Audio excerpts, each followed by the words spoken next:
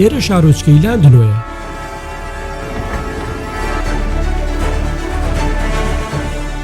کەوتۆتە سەر یەکێک لە کەنادەریاکانی باکووری وێڵسی شانشینی بەریتانیا.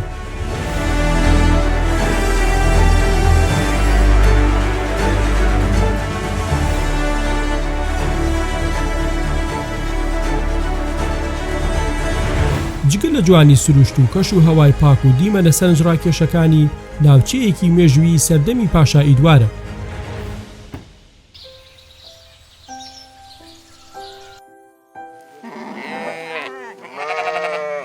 ئەرە هەڵناسن کاکە نایەنە دەرەوە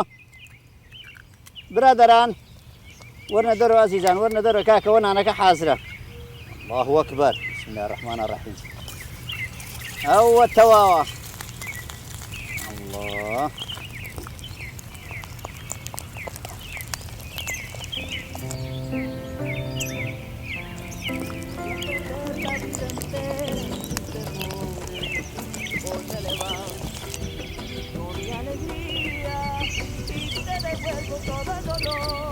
بەیانیان لێرە دابنیشی ماستی ئەو مانگا بخۆی مەگەر مارێزی ئەمریکی ئەو باستی خواردبێ لەگەڵ هێلکەی نەعامە جایتر بڵێ ئەنگلیزەکەم فول نابێ باوەڕ بکە خەوەگانی یوسفە بۆکەم بە کوردی. لەگەڵ هاوڕێکانم شەوێکمان لە ناو هێڵگەی ئەم ماڵە ئینگلیزەدا بەسەر برد کە بەشێکی کردبووە شوێنی بەخێوکردنی ئاژەڵ و بەشەکەی دیکەشی تەرخان کردووە بۆ گەشتیاران کە ماڵە سەفەرەکانیان تێدا دادەنێن وەک خێمە و کەرەڤان و مۆتۆر هۆمەکان. ئینگلیزەکان بە ڕۆژ دەڕۆن بۆ کەناردەریاکە و وەرزش دەکەن، شەوانش بۆ خەودێنەوە ناو خێمەکان. قوربان ئێمەش بۆ شەوێک هاتوبین خواردنی یەک هەفتەمان هێنابوو لەگەڵ خۆمان. دوای داکوتانی خێمەکە هەڵنەساین تا هەر سێ ژەمەکەمان خوارد. جەماعەت الله ئەکبەر.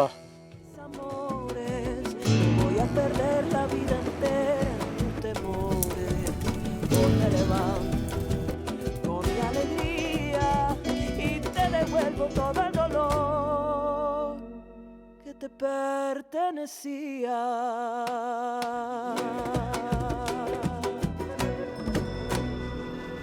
حاجی خەلیل پێشمەرگەی شاخە و کەبابچی کۆنە و حەزی بە دەشت و دەرە. بۆیە ژەمی دووەمیشی بۆ ئامادە کردین کە ماسی برژا بوو بە ترش و خوێ و لیمەدۆزیەوە تامێکی ئاسایی هەبوو هەروەک ئەو ماسیانەی ئێوەش دەیخۆن لە سێرانگاکانی کوردستان. نانی ئێوارەش بێ ئێوە ناخۆش گۆشتی بەرخ و چای خەڵووس بەدەم قسەی خۆش و بەسەر هاتەکانەوە شەوەکەمان بردەسەر.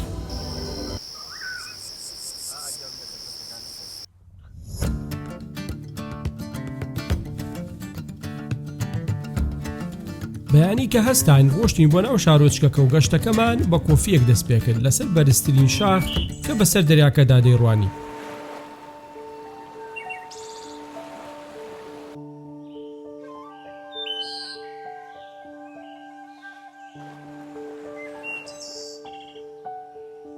لاندنۆ بە شارۆچکەی خانەنشینەکان ناسراوە. لە سەدا 28 دانیشتوانەکەی تەمەنیان لە سەر و 65 ساڵەوەیە. کار ناکەن و ئەو ماوەی مامیانە لە ژیان لە نێو ڤێلا و کەنار دەریاکاندا بە وەرزش و شاخەوانی بەسەری دەبن.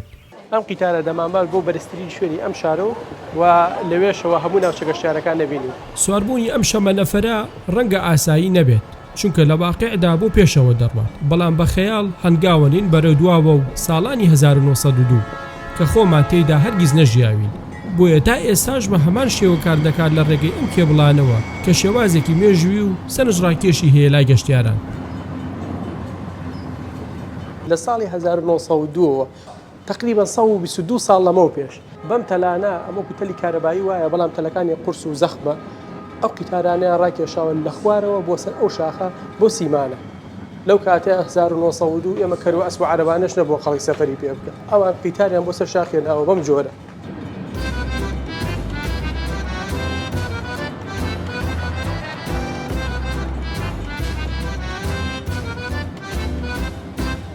هاوڕێیان شتێکی زۆر سێت بەلامەوە وشەوە بوو کە بەراوردێکی وردە لە نێوان ژیانی ئەم ئەوروپیانە و ژیانی خۆمانە. سەری ئەم نەفرانەکەنەوەی کە لەناو ئەم قیتارەیە زۆربەی زۆریان تەمەنیان لە 6 بۆ 70 ساڵایە ئێمەش تەمەنمان لە کوردستانە هەمی بە قوربەسەری و داماوی سەرم خەڵکی تایە تەمەنی 40-50 ساڵە جارە نیوەی تەمەن و ماوە کاکە هەڵێ خوایە و ئامانەتە لێ بسەریتە بووم بیتەوە جامە ئەوروپیانە حتا تەمەنیان بەرەوسەرەوە بڕوا زیاتر دڵیان بە ژیان خۆشە و تامەزرۆی ژیانن باچی تەمەنی گەنجێتیم بوو بۆ شاخانەوە لە پێشمەرگایەتی سەرفم کرد بووم بە عومەر موختار بە حەگالێکەوە هەموو تا کوردستان نەبێ بە دەوڵەت نایە بەخوارەوە ژیانی منیش وەکو ژیانی کاکە نیعمان بەسەر چوو داخەوە مەحەلەسە بۆ ئەو ژیانە ئەو کاتە بەسەرمان برد بە فێڕۆ تەمەنێکمان ئاوردەوە بێرە لە تەمەنی 55 ساڵەیە تازە تەمەن ڕۆی نەئەگەڕێتەوە وەڵڵی ئیسا هەچی سەرۆت و سامانمە ئیدەم بەس بگەڕێمەوە تەمەنی 20 ساڵی بەس بەوە نابێ و بە خۆزگەشت نابێت سەرەتای مناڵیم تا بووم بە 18 ساڵ کاری قورسم زۆر کرد ئیشی سەهۆڵ فرۆشتن شاگردی پاس ئیشی مەطعام ئیشی مەزادخانە و شت قاچاقی بەینێران ئەو کارە قورسانم هەمووی کردو بەناو ئەڵغام وشتا بەڵام شکر بەخوا لە 18 ساڵی وەیتر حەسامەوە لێرە بە دوو شەمە نەفەر دەگەیتە سەر لووتکەی شاخەکە کە لەو ڕێگەیەدا دایان دیمەنی جوان بەدی دەکەیت بۆیە گەر هاتن بۆ لاندنەوە ئەوە ئەم گەشتا لە دەسمەدەن ئەم شوێنەی کە ئەبێنن هاوڕێیان بەرزترین شوێنی ناوچەکەیە تامان شوێنە گەشتیارەکان لە خزمەتی خەڵک و گەشتیارە بەکارێن لێرە بۆ کەرتی تایبەت بەکاری نێنن خەڵک داگیری بکات و بیکاتەوە بە وێلا لێرە خزمەتی شوێنە گەشتیارەکانەکەن بۆەوەی گەشتار لە وڵاتەکانیکەوە بێنە ئێرە و لێرەوە ئەوانش داهاتێکیان هەبێ بۆ ناوچەکە و بۆ وڵاتەکە بە تەکیدش بەریتانیا یەکێکە لەو وڵاتانی کە زۆرترین گەشتیار لە هەموو جیهانەوە ڕووی تێیەکات ئێرەش وەکە بینن بە بۆنێوە قیتارەوە کە پیشانەمان لە ساڵی 1992 دروست بووە تەنها لەبەرەوەی کۆنە خەڵکێکی زۆر ڕووی تێیەکە ئەبێ سەرە بگری وەک بینیتان بۆەوەی کە سوار بیت و بگەیتە ئێرە و هەر نەفرێکەش دەپاوەنە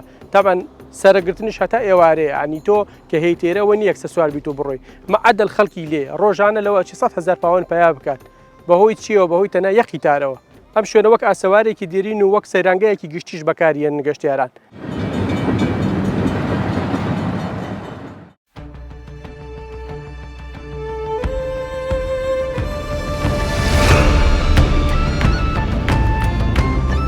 دوجار ڕۆشتین بۆ قەڵاکەی پاشا ئیدوار کە بەشێکە لە بێژووی بەریتانیەکان ئەم قەڵایە هاوڕێن وەکە بینن دەکەوێتە شاری کۆنۆی لە ویلایەتی وێڵس لەلایەن ئیدواری یەکەم کاتی داگیرکردنی وێڵس ساڵی 1283 بۆ 1287 دروست کراوە نەخشەسازی قەڵاکە زۆر سەرسوورهێنەرە ببینە سەیری 8 قولێ حرەسیاتی تایە لە سەرەوە هەر هەشتەکەی بەسەر بەرزترین شوێنی ئەم منتیقا ڕوانێ بەبێ ئەوەی لە یەک شوێنە پارچەیەکی 6 پارچەیە کۆنکرێت بەکارە هاتبێ تەنانەت خشتی قوڕیشی تیان نییە هەمووی وردەبەردە پێم وایە بەردەکانیش بەرد و تەڵاشی هینی ئەم شاخش بەردەڕقانی چواردەوری ئەم قەڵاخۆی بێ بەکارێناناوە تەنکی ئاوی تا دروست کرا بۆ غەزنکردن لە هەر چوار قولێ حرەسیاتەکە تەنکی تایە لە تەنکی شارێکی وەکو قەزابچووکەکانی کوردستانی خۆمان گەورەترە هەروەها ئەم قەڵایە بەشێکە لە شوێنەوارە مێژوویەکانی جیهان کە لەلایەن یونسکۆوە تۆمار کراوە ئەم قەڵایە لە 8 تاوەری گەورە پێکاتوە کە شێوازێکی وا دروستکراون کاتوانی وێتی بەرگەی هێرشەکان بگرێت لە هەندێک شوێنە ئەستوری قەڵاکان ئەگاتە نزیکی 15 پێ کۆنتترۆڵی دەریاچەکانی دیکەشی کردووە ئەمە جێی پاشا بووە کەبینێتی تیرێکی وەشانوەیەکی کوشتۆ لێرە تەخوارە بەیگردەوەیرا ئای پاشا چەند و کوش چەند سەر بڕی ئێساش ماڵەکە بوو بە شوێن پیاساوە خەڵک بە پێڵاو هاتو چووی تیاکە تۆ حساب بۆ خەڵک نەکرد ئێستا خەڵک بە شۆرتەوەیەتە ژوورەوە ئەمە چی بووە کاگەلان بە عەقڵی تۆ حاجی تۆ تاوانبارەکەم بۆ بێنە کاک حاجی ئەو پاشا خۆی لەسەرەوە دانیشێت تاوانبارە شتێکیان کە ئەهێنا پێشووی بنە لای پاشا حەسیرمەیانێکی باشیان نەکرد بۆی یەکسەر هەچی پێی هەڵی ڕێژێ ئینی لێ نەکە ئەو کاتەیان بردە بەردەم پاشا ئەمە کاتی شوێنی نووسنەکەی پاشا بوو لە شاگردانەکەی بوو ژوورەکەی گەرم بوو کە دوژمن وشدات بوونە ناو قەڵاکە بە بیجامەوە عالیەوە جاژار تیرێکی تەقان و هەو لەویا خەوت بۆ نەبنە بڵێ کاکەمە جێتیرە و تیری تەقانووە ئەی ئەمە چۆن ڕۆیە بەسکە خشە ڕۆیە بۆی و ئاواتیری تەقانوە هەربێ وا بووێتەوە وەرە ئەمە جێتیرە ئەزای بۆچی گوێنەهاتێ بێ جێتیر هیچ شوێنە نابینی کارەوە تا بەحرەکەیە کاکە مەگەر دۆشکە بنی بۆ بەرەوە جا خۆ تیر لە دۆشکە خراپتر بوو برا پاسەوانی سەردەمی کۆنەها کە پیانەوەی چاودێری بۆ چاودێری ئەمە قولێ حرەسیاتە کاکە قولێ حرەسیاتە ئەمە بەبەری ئەو بەراڕوانێ باشە لەو شاخ و داخە و خەڵک هەر چوار دەورە ئەم قەڵایە بە هەر چوار دەورە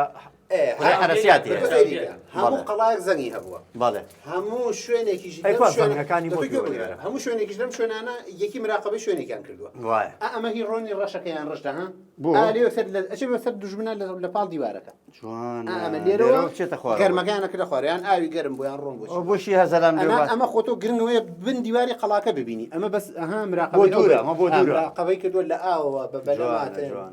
ئەم قەڵاو شوێنە مێژویانە ئەوەمان بیر دەخاتەوە کە هەرچەند بەهێز و دەسەڵاتدار بین دەمرین و ڕۆژێک دێت ئاوا کۆشک و تەلارەکانمان خەڵکی دیکەی تێدا نیشتەجێ دەبێت هەندێک کەس وا کار دەکەن هەروەک ئەوەی هەتایە بژین بەڵام لە ڕاستیدا ئەوان نووسون و مردن بە ئاگایان دێنێت